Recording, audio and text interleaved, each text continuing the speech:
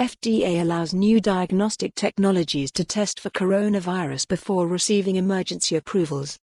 The U.S. Food and Drug Administration said today that it would allow new diagnostics technologies to be used to test for the novel coronavirus, COVID-19, at elite academic hospitals and healthcare facilities around the country. The agency's new initiative comes as critics have assailed various U.S. government agencies for being woefully underprepared to effectively address the spread of the novel coronavirus in the country despite being aware of the potential risks the virus posed since the first cases were reported in Wuhan, China in early December.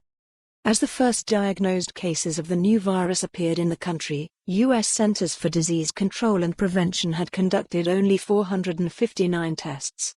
Meanwhile, China had 5 commercial tests for the coronavirus on the market 1 month ago and can now conduct up to 1.6 million tests per week. South Korea has tested another 65,000 people so far, according to a report in Science magazine. Initial tests in the U.S. were hampered by the distribution of test kits which contained a faulty reagent, rendering the kits useless. The CDC isn't the only U.S. agency criticized for its mishandling of the response to a potential outbreak. On Thursday, a whistleblower complaint was filed against the Department of Health and Human Services alleging that the agency sent over a dozen employees to Wuhan to evacuate American citizens from the country without the proper training or protective gear, as first reported by The Washington Post.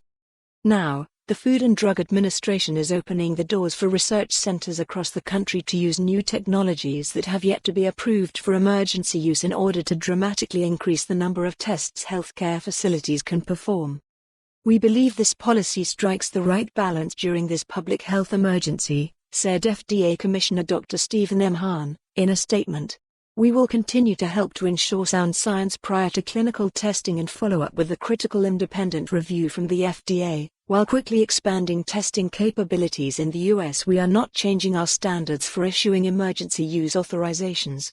This action today reflects our public health commitment to addressing critical public health needs and rapidly responding and adapting to this dynamic and evolving situation.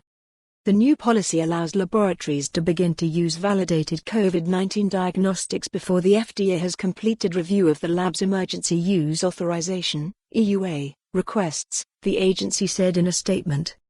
In cases where the Department of Health and Human Services indicates that there's a public health emergency or a significant potential for a public health emergency, the FDA can issue these EUAs to permit the use of. For more on this story, visit the news article link.